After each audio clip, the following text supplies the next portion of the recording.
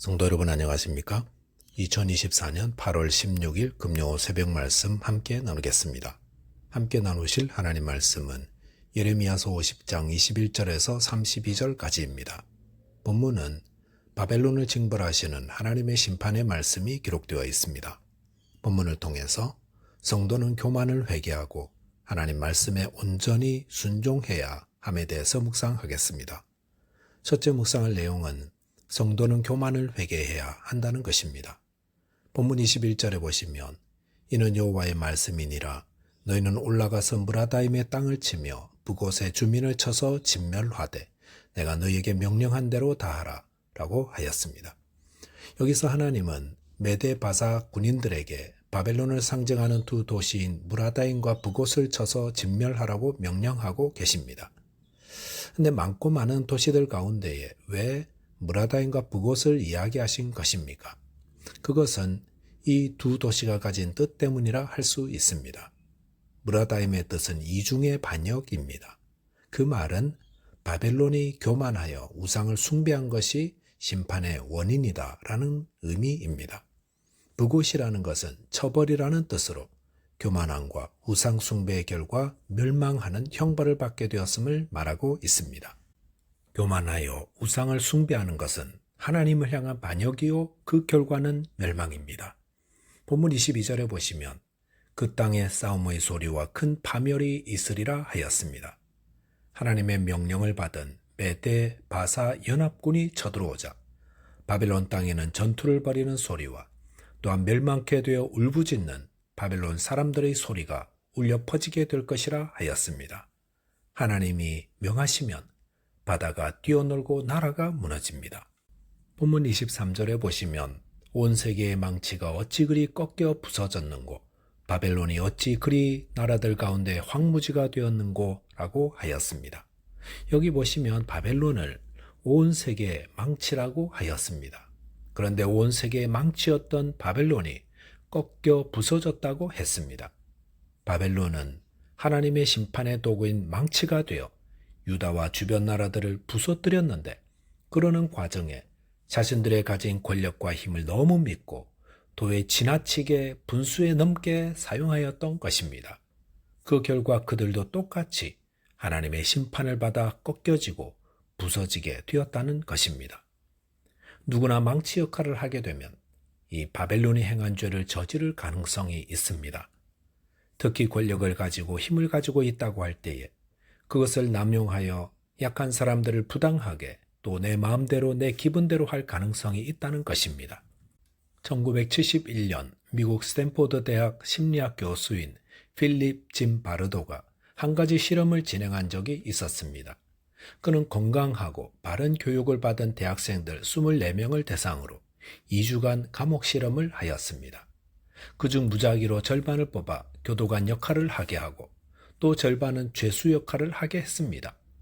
그런데 놀라운 사실은 교도관 역할을 맡은 학생들이 자기 역할에 몰입하자 아무 죄 없는 실험에 참가한 가짜 죄수들을 모독하고 비인간적인 대우를 하더라는 것입니다. 그래서 죄수 역할을 하던 학생들 가운데 히스테리 증세를 보이고 심리적 이상 증세를 나타내면서 사태가 걷잡을 수 없게 되면서 실험은 6일 만에 마치고 말았습니다. 이 실험은 사람이 권력을 가지면 내면에 잠재되어 있던 폭력성과 공격성이 나타나 악을 행하게 된다는 것을 보여주는 것으로 결론을 내렸습니다. 미국의 16대 대통령이었던 아브라함 링컨은 한 사람이 어떤 사람인지 알려면 그 사람에게 권력을 주어보라고 하지 않았습니까? 우리 모두는 평소에는 평범해 보이다가도 자신들이 바벨론처럼 힘을 가진 망치가 될 때에는 남을 공격하고 파괴하려는 악을 행하게 되는 것입니다.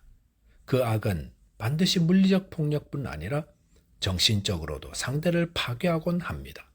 특별히 우리의 말이 다른 사람들을 파괴하는 망치가 되곤 하지 않습니까? 오늘날 말의 망치에 맞아 상처 입고 부서지는 사람들이 얼마나 많습니까? 주님을 믿는 자들은 이런 자들의 상처를 주님의 마음으로 어루만지고 치료하고 회복시켜주는 자 되어야 합니다. 저와 여러분께서 남을 부수는 망치가 되지 말고 사람들을 예수님께 인도하고 세워주고 회복시키는 복음의 전도자 되시기 바라겠습니다. 둘째로 묵상할 내용은 하나님 말씀에 온전히 순종해야 한다는 것입니다.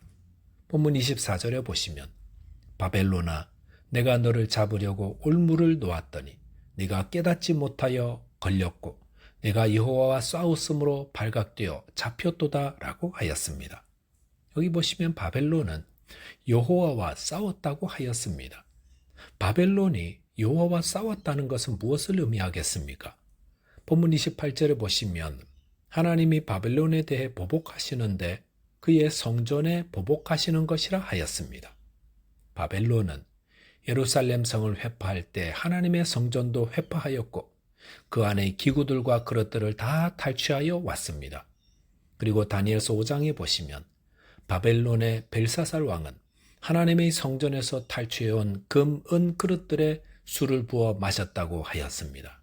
그러면서 그들은 하나님을 모독하고 있었던 겁니다. 바벨론은 하나님의 임재를 상징하는 성전을 회파하였을 뿐만 아니라 자신들의 욕망과 호기심을 채우기 위해 흥미로 성전의 기구들을 불경건하게 사용하였습니다. 만약 그들이 하나님을 두려워하는 마음이 있었더라면 결코 그런 일들을 하지 않았을 것입니다. 하지만 하나님을 무시하고 신경도 쓰지 않자 하나님의 성전을 파괴하고 그 기구들을 함부로 사용하여 하나님을 대적하는 자가 되었던 것입니다. 무엇이 하나님과 싸우는 것입니까? 하나님을 무시하는 것입니다.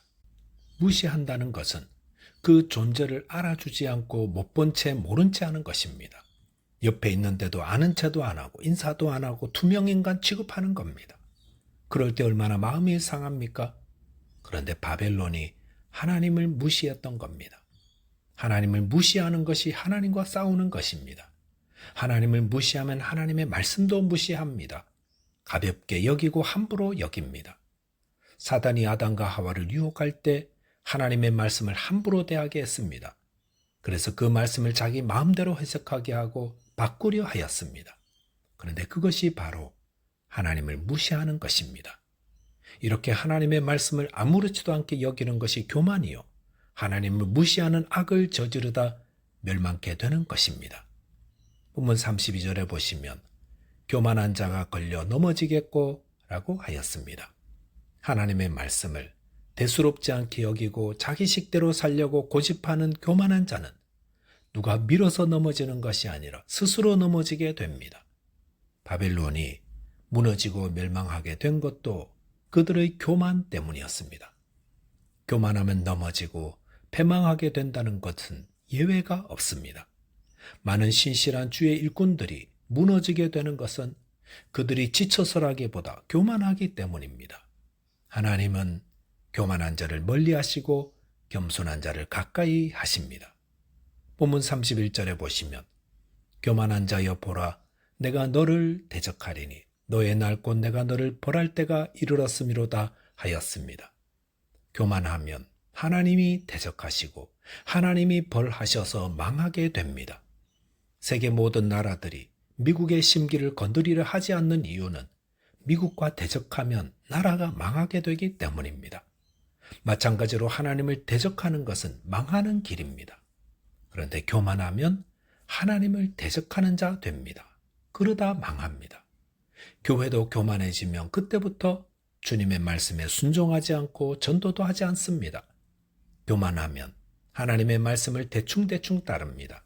그러다 보니 오직 예수 그리스도를 믿음으로 구원 얻는다는 말을 심각하게 받지 않습니다. 그럴 리 없다라고 사단이 하와를 유혹할 때 쓰던 말을 그대로 합니다. 그러면서 사람들이 듣기 좋은 말만 나눕니다. 사랑과 위로와 천국에 대한 이야기만 합니다. 지옥과 심판과 정죄에 대한 말씀은 꺼내지도 않습니다. 그렇게 하는 서구의 교회들을 보십시오. 다 힘을 잃고 다 문 닫고 쇠퇴져 가고 있지 않습니까? 마가복음 16장 15절에서 예수님은 너희는 온 천하에 다니며 복음을 전파하라 하였습니다. 저희는 마음에 전도하기 귀찮고 힘들어 이 말씀을 무시했던 마음을 회개해야 합니다. 저와 여러분들이 주님의 말씀에 온전히 순종하는 자 되시기 바라겠습니다. 기도하겠습니다. 하나님 아버지, 저희가 가진 보잘것없는 것들 때문에 교만해지는 저희의 악함을 용서해 주옵소서. 또한 하나님을 경외하며 그 말씀을 진지하게 받아 온전히 순종하게 해 주옵소서. 예수 그리스도 이름으로 기도하옵나이다. 아멘. 오늘도 믿음 안에서 승리하는 하루 되시기 바라겠습니다. 감사합니다.